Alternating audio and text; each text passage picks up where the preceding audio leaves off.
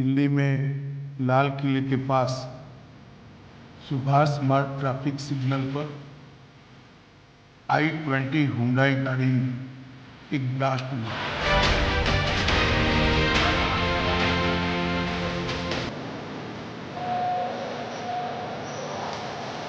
हम सभी एंगल्स को ओपन रखकर सभी दृष्टि से जांच करें।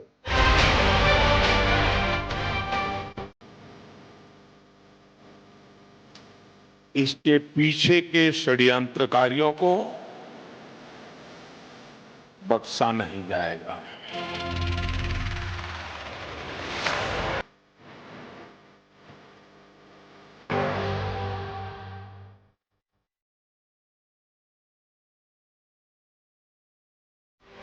All those responsible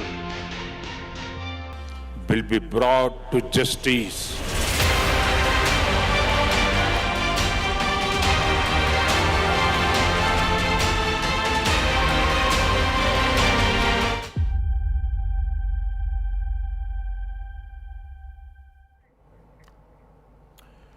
नमस्कार, महासंग्राम में आपका स्वागत है। मैं हूं आपके साथ अतुल प्रताप सिंह। आज महासंग्राम आतंक के खिलाफ, महासंग्राम आतंक के उन आकाओं के खिलाफ जिन्होंने दिल्ली में धमाके की साजिश रची, जिन्होंने देश की राजधानी को दहलाया। कल शाम 6:52 पर दिल्ली में लाल किले के पास एक कार में धमाका हुआ। इसमें 12 लोगों की जान चली गई, करीब 60 लोग हैं जो कि जख्मी हैं।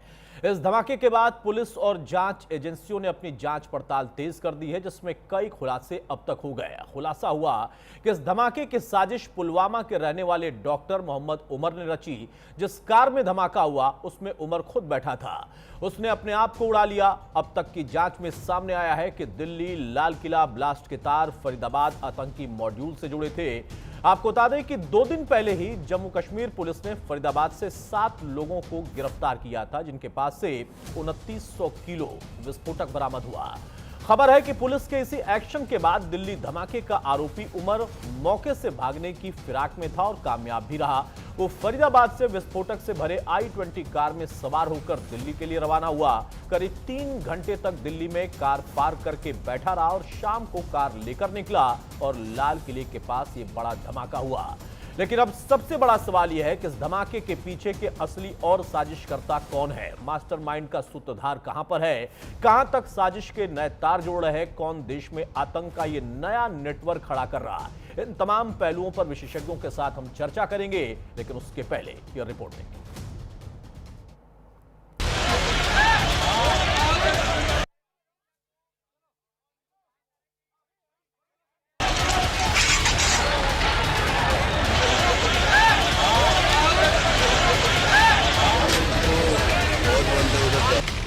तारीख 10 नवंबर 2025, जगह लाल किले के पास की रेड लाइट, वक्त 6:52।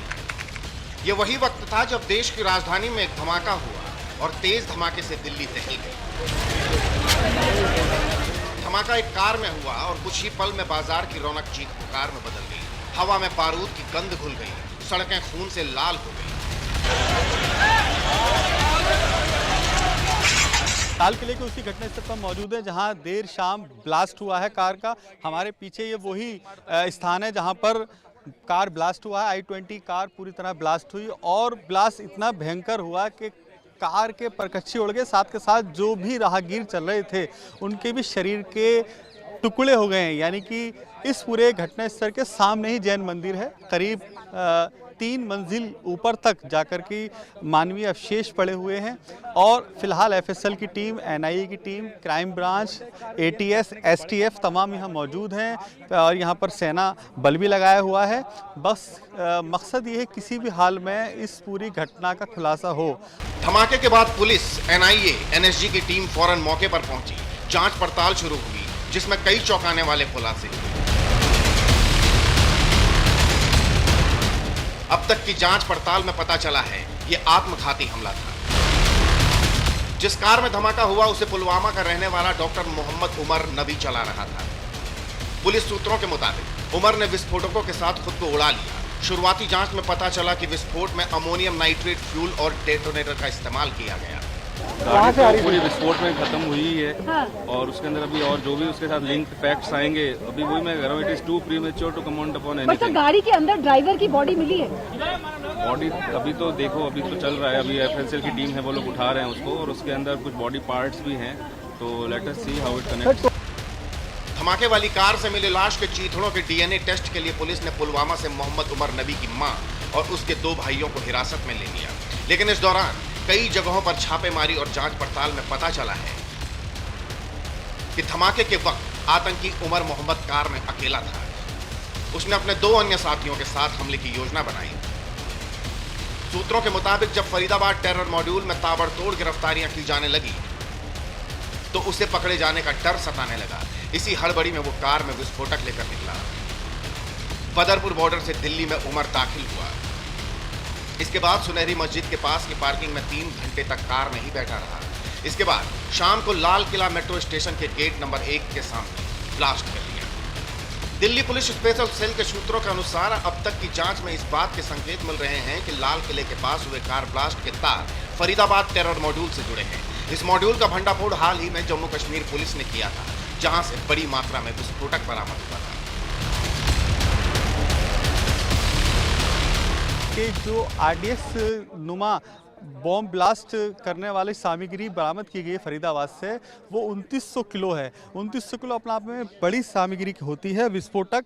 अगर वो विस्फोटक फरीदाबाद से बरामद हुआ है तो अंदाज़ा लगाया जा सकता है कि इसके पीछे की मंशा क्या रही होगी।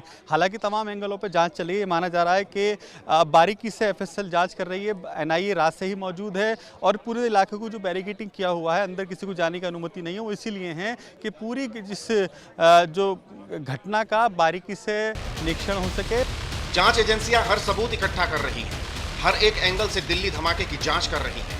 धमाके के पीछे मकसद क्या था, इसका पता लगा रही है। लेकिन इस बीच जिस I-20 कार से विस्फोट हुआ, इसे लेकर एक बड़ा खुलासा हुआ है। जांच एजेंसियों की पड़ताल में सामने आया, धमाके वाली I-20 कार मोहम्मद सलमान के नाम पर रजिस्टर्ड थी। सलमान ने इस कार को नदीम को बेच दिया था।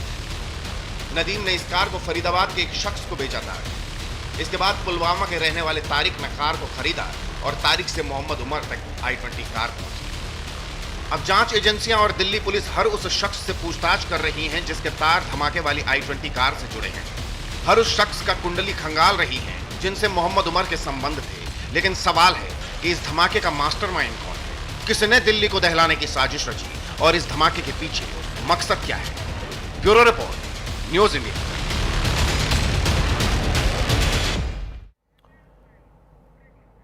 तो देश के अंदर, राजधानी के अंदर एक बड़ी घटना घटित हुई, लेकिन पूरे देश को दहलाने की साजिश थी। सवाल इस बात का है कि एक बार फिर से क्या सरहद पार से साजिशकर्ता सक्रिय हो चुके हैं, नए मॉड्यूल या फिर स्लीपिंग मॉड्यूल डेवलप हो चुके हैं। हमारे साथ खास पैनल होगा, लेकिन उसके पहले मेरे सहयोगी हमारे साथ अलग अलग लोकेशन से जुड़ रहे हैं। शालू चौहान है दिल्ली से और अमितेश लखनऊ से हमारे साथ हैं, फरीदाबाद से हमारे साथ मनोज हैं। सबसे पहले शालू, शुरुआत में आपसे कर रहा हूं, क्या नए अपडेट, क्योंकि एनआईए को जांच का जिम्मा सौंप दिया गया, कल से लेकर अब तक में कई इनपुट्स आए हैं, उस बीच में गृह मंत्रालय की बैठक भी हुई है, जो डेवलपमेंट्स हैं उनमें कुछ नई कड़ियां जोड़ रही हैं?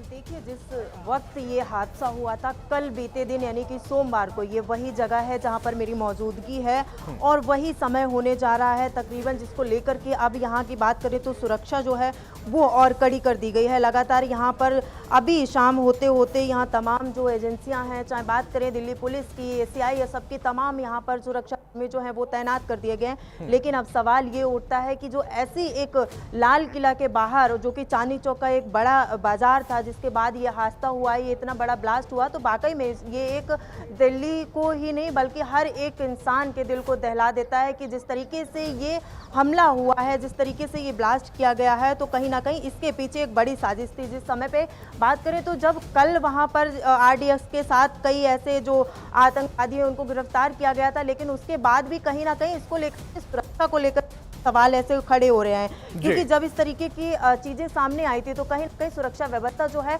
और बढ़ा देनी चाहिए थी, अलर्ट मोड पे कर देना चाहिए था। दिल्ली का लाल किला है, चाहे इंडिया गेट है, जब ऐसी सिचुएशंस है, आपको कई जरिए ऐसे अगर आपके पास से सूत्रों से कुछ खबरें निकल के आ रही तो कहीं ना कहीं आपको यहाँ पर सुरक्षा व्यवस्था जो है वो बढ़ा देनी चाहिए। एक चूक के तौर पर जरूर इसे देखा जा रहा है, क्योंकि लंबे अरसे के बाद शालू देश की राजधानी दिल्ली तक आतंकियों की इसके पहले सालों पहले घटनाएं भी घटित हुई और फिर एक तंत्र ऐसा बनाया गया था जिससे लगता था कि हां कम से कम सरहद से इतने अंदर तक आकर हमें कोई टारगेट नहीं कर सकता या फिर इस तरीके की साजिश नहीं कर सकता। लेकिन जो आप कह रही हैं कि पिछले दिनों में जो गिरफ्तारियां हुई अलग अलग जगहों से, गुजरात से लेकर तमाम जगहों पर छापेमारी में जो तार जुड़े, वहां से कुछ लूपहोल्स इस घटना के बाद जरूर उजागर हुए हैं। मनोज, फरीदाबाद से पूरा घटनाक्रम जुड़ा और चलिए इस बीच में एक बड़ी खबर आ रही है, जरा उसका रुख करते हैं, उसके बाद में मनोज आपके पास आऊंगा। दिल्ली धमाके से जुड़ी बड़ी एक और खबर आ रही है। i20 कार का एक और सीसीटीवी सामने आ गया है। बदरपुर टोल प्लाजा का यह सीसीटीवी सामने आया है। सीसीटीवी में मास्क पहने संदिग्ध उमर ही नजर आ रहा है। तो अब चूंकि एनआईए इसकी जांच कर रही है और अब तक की जो जानकारियां निकल कर आ पाई उसके बाद जो अलग अलग रास्ते हैं, जिन रूट का इस्तेमाल इन लोगों ने आने जाने के लिए किया होगा उस पर निगाह भी रखी जा रही है और वहां के जो सीसीटीवी कैमरे हैं उनकी एक एक करके पड़ताल की जा रही है। पहले भी सीसीटीवी में उमर बैठा हुआ दिखाई दिया था जब पार्किंग से निकलकर उसकी गाड़ी आगे जाती है और एक नया सीसीटीवी सामने आया है जिसमें उमर उसी गाड़ी में बैठा दिखाई दे रहा है। मनोज, एक बार फिर से मैं आपका रुख कर रहा हूं। फरीदाबाद में आज भी काफी सघन जांच चल रही है और इस पूरे घटनाक्रम में ना सिर्फ दिल्ली राजधानी में यह सब कुछ होता है, उसके तार जुड़ते हैं फरीदाबाद से और कनेक्शन जुड़ता है जम्मू कश्मीर से। आज वहां पर किस तरीके की एक्टिविटीज है?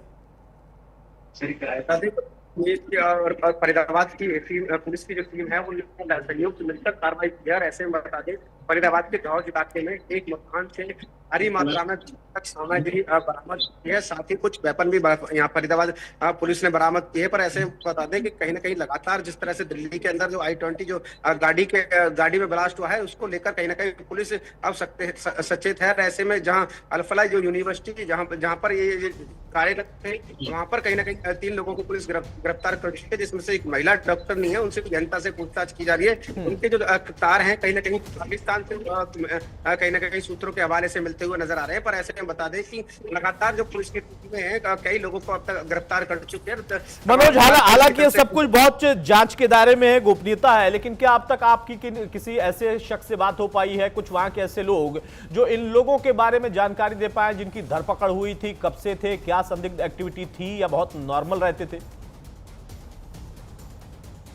कमिश्नर ने प्रेस कॉन्फ्रेंस के माध्यम से जानकारी दी थी, जहां पर 360 किलोग्राम जो आरडीएक्स कहते हैं या जलसित पदार्थ कहते हैं वो बरामद हुआ था। पर ऐसे में सबसे बड़ा सवाल है कि पुलिस की तरफ से साफ किया गया था कि लगातार जिस तरह से जो ये लोग हैं इनके संपर्क में कौन कौन लोग हैं उनको भी पुलिस जल्दी गिरफ्तार करेगी। और पुलिस की कई टीमें हैं जो लगातार देर रात जो कार्रवाई कर रही थी। तमाम जो गाड़ियां हैं फरीदाबाद में जितने भी नाके हैं पुलिस की जो गश्त है वो लगातार बढ़ा दी गई थी, क्योंकि ऐसे में बता दें कि जहां इनपुट पुलिस को मिल रहा है और कई टीमें हैं जो इनपुट जहां जैसे मिल रहा है वैसे अलग अलग जगहों पर ना सिर्फ छापेमारी चल रही है, जांच चल रही है, बल्कि कड़ियों को जोड़ने की कोशिश की जा रही है। जो मनोज भी बता रहे हैं कि कनेक्शंस जोड़े जा रहे हैं, जिन लोगों को अब तक गिरफ्तार किया गया है, हिरासत में लिया गया या जिनके बारे में कुछ और नई जानकारियां मिल रही हैं, वो इसमें कितना इन्वॉल्व हो सकते हैं या फिर उनकी इन्वॉल्वमेंट थी या नहीं, इस सारी चीजों को इस वक्त समझना जरूरी है। एजेंसियां इसी पर काम कर रही हैं। अमितेश, जब घटना घटित होती है पूरे देश में अलर्ट हो जाता है। उत्तर प्रदेश अपने आप में